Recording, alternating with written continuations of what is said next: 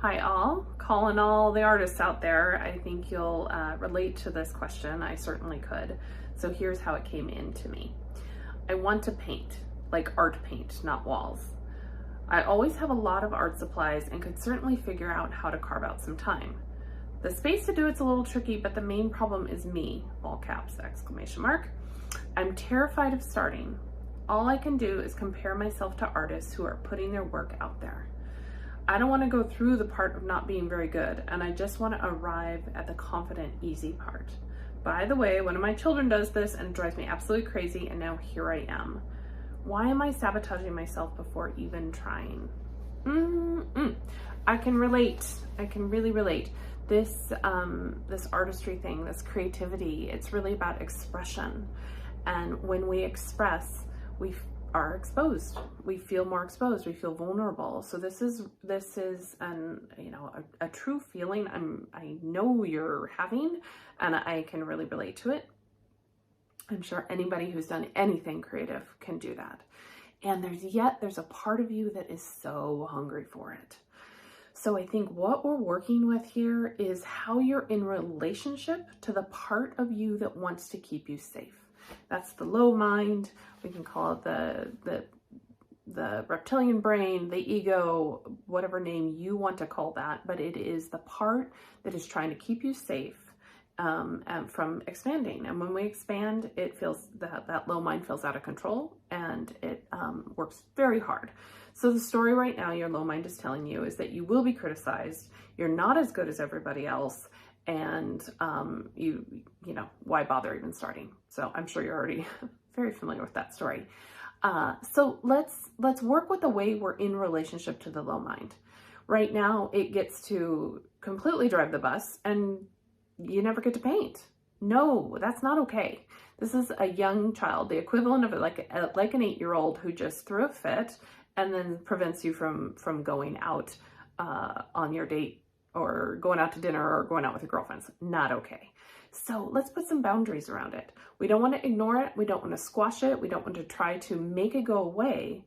And we want to learn how to work with it. So I'm going to ask you to consider and ask yourself, what do you need to make this feel safer? What do you need? Because we're going to do it. We're going to paint. But how do we make this feel safer? Some ways I could think of would be, how about we not show anybody the work for a while? Put some real sacredness around this experience. You wouldn't tell a young child who is afraid to leave the house, you wouldn't push him out the door and then shove the door behind him. No, you would say, okay, what do you need to feel safer? You want to hold my hand? Let's just go stand out on the porch for a little bit. You would work with the child. So that's the way I want you to consider working with the younger aspect of yourself, your ego. So make a pact. Don't let anyone see your work. This is yours. This is your expression and your sacred space. So not open to criticism or judgment from anybody until you're ready. And you will be ready. There will be a time, I think. And who cares if it's not?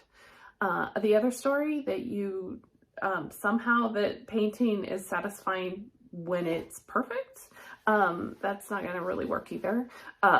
You're never going to get there. And I bet you're probably telling your son or daughter at home that, how do you get better? How do you get to the easy, confident part without going through this initial struggle and fear? So maybe listen to how you're coaching your child through this and take a little bit from your own playbook. The other thing is actually carve out the time. Do it. So it's so easy to procrastinate. So just find a time and just say, Wednesday afternoons from 1 to 2, I'm going to try this.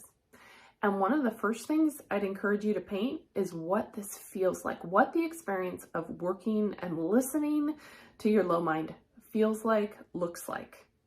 That might be in color. There may be images that come out, but let's get this out of your body.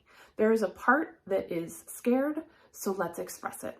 When we express it, we acknowledge it, and we move it out of the body through words or art or movement, it can shift much faster.